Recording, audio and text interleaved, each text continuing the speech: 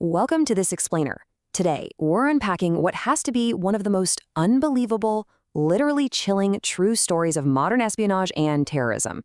I mean, we're looking at a man of many faces, a guy who lived a completely deadly double life and, crazy enough, eventually became known as the most cunning operative of the Lashkar-e-Taiba terror group. So the core mystery we're diving into today is this: how on earth does a convicted drug smuggler, somebody actively working as an informant for U.S. intelligence, end up scouting the targets for the devastating 26/11 Mumbai attacks? It's wild, right? This is basically a chronological thriller, packed with massive intelligence failures, extreme manipulation, and incredibly deadly stakes. Let's get right into it. Section 1. From D. Wood to David. Okay, so to understand how this operative actually managed to fool, well, everyone, we have to look at his unique origins. He was born in 1960 in Washington, D.C. to a Pakistani diplomat father and an American socialite mother. His birth name? Dawood Kilani. And this dual heritage, it gave him the ultimate camouflage. It's like he had two completely different lives. On one side, you've got Dawood Kilani, with deep roots in Pakistan, fluent in Urdu, and building a pretty serious criminal career. But then, flip the coin, and on the other side, you have David Coleman Headley, this clean-cut American businessman with a distinctly Western appearance. Having this dual identity allowed him to become the perfect chameleon. He could just seamlessly blend into vastly different worlds without raising a single red flag. But, this chameleon-like existence eventually took a really dark turn. After his parents divorced, he actually moved to Pakistan with his father. And according to his own accounts, during the 1971 Indo-Pak War, bombs fell right near his elementary school in Karachi, tragically killing 2 people. This specific event, happening when he was just 11 years old, really sparked this lifelong radical hatred for India. Soon after that, his father sent him to the prestigious Cadet College Hassan Abdal. It's a military prep school in Pakistan. And that is where he met Tahaffur Hussain Rana, a classmate who, as you'll see, would later become a really crucial accomplice in his terror plots. Eventually, though, he rebelled against the strict discipline, left Pakistan, and moved back to the U.S. to live with his mom in Philadelphia. Section 2. Drugs, Deals, and the DEA. So back in America during the 1980s, managing his mother's pubs quickly snowballed into outright international crime. He actually leveraged his connections in Pakistan's tribal areas to start smuggling heroin straight into the U.S. In 1988, he gets busted at the Frankfurt airport with 2 kilos of heroin stuffed in a suitcase. Now, he absolutely should have faced decades in prison for that, but he activated this chilling survival instinct. Basically, he snitched. He struck a deal with the U.S. Drug Enforcement Administration, the DEA, handing over his partners in exchange for a shockingly lenient 4-year sentence. Unbelievable, right? And he went right back to smuggling the second he got out, only to get caught again by the DEA in 1997. But instead of finally locking him up for good, get this, by 1998, they actually sent him back to Pakistan as a confidential informant to map out drug networks for them. 15. Just 15 months. Despite a massive international drug trafficking charge in 1997, that is all the time he served in jail. Why? Well, because the DEA decided his value as an informant somehow outweighed his crimes. They literally let a fox into the henhouse.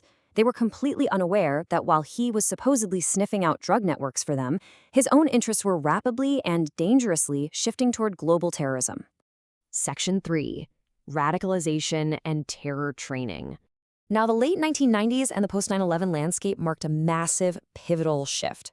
Headley somehow convinced the DEA that he could use his drug networks to track down terrorists. I mean, the DEA actually funded his travel to Pakistan. But Headley was totally playing them.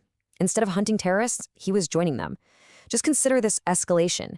In 2002, he starts out with basic military training with Lashkar-e-Taiba, learning to fire AK-47s, throw grenades, the whole 9 yards. By August, this moves into advanced guerrilla tactics and water survival modules. Then, jumping to between 2003 and 2005, he goes through highly specialized training in counterintelligence and even explosive device construction. This ex-drug smuggler had meticulously transformed himself into a highly lethal operative. And really, this astonishing background explains exactly why LAT commanders like Sajid Mir and ISI officers like Major Iqbal handpicked him straight from their ranks. Around late 2005, they were planning this unprecedented multi-target strike on India, and they desperately needed a master scout. So why him? Well, think about it. He had a valid U.S. passport. He had a Western, completely non-suspicious appearance. He was totally fluent in both English and Urdu. Plus, he had deep, trusted roots in Pakistan. Basically, he was the perfect invisible weapon. Section 4. Scouting Mumbai for 2611. So to gear up for this really dark mission, Dawood Gilani legally changed his name in 2006 to David Coleman Headley. Doing this effectively erased his Pakistani lineage on paper, ensuring perfectly smooth travel right into India. But, he couldn't just wander around Mumbai with a camera snapping photos. He needed an airtight cover story. Enter First World Immigration Services. This was an actual real business based in Chicago, owned by his old childhood friend from the military academy, Tahavord Rana. Major Iqbal actually funded Headley with $25,000 just to set up a fake branch of this business in Mumbai. This gave Headley the ultimate disguise. He was just an American entrepreneur looking to expand his immigration business into India. No one suspected a thing. Over 5 separate trips between 2006 and 2008, he systematically and totally invisibly mapped out the city. And the targets he scouted are just staggering. We're talking the iconic Taj Hotel, the Oberoi Trident, Leopold Cafe, CST Station, and Chabat House. He didn't just casually look around either. He would actually check in as a guest, meticulously record where the CCTV cameras were placed, map out all the entry and exit points, and carefully study crowd patterns at the train stations. At Chabat House, he even posed as a Jewish man just to bypass security and map out the entire interior layout. Now, behind all these scouting trips lies a deeply chilling detail: honeybee. According to investigative reports, Major Iqbal told Headley about an ISI mole deeply embedded within Indian security, codenamed Honeybee. This mole allegedly handed over secret Indian security manuals and, this is absolutely crucial, suggested the specific Badwar Park landing site in Colaba for the attackers, basically because it connected directly to the road network. Headley took multiple boat trips just to map this maritime route perfectly. All of this groundwork is exactly what allowed 10 heavily armed terrorists to eventually arrive by sea completely undetected. Section 5. Ignored warnings and final arrest. As the catastrophic November 26, 2008 attacks actually unfolded, tragically leaving 166 people dead, Headley was sitting safely in Pakistan, just watching it all on the news and receiving text updates from his handlers. But this tragedy is seriously compounded by one staggering number: 5. That represents the absolute minimum number of times U.S. authorities were explicitly, directly warned about Headley's terror ties between 2001 and 2008. 5 times.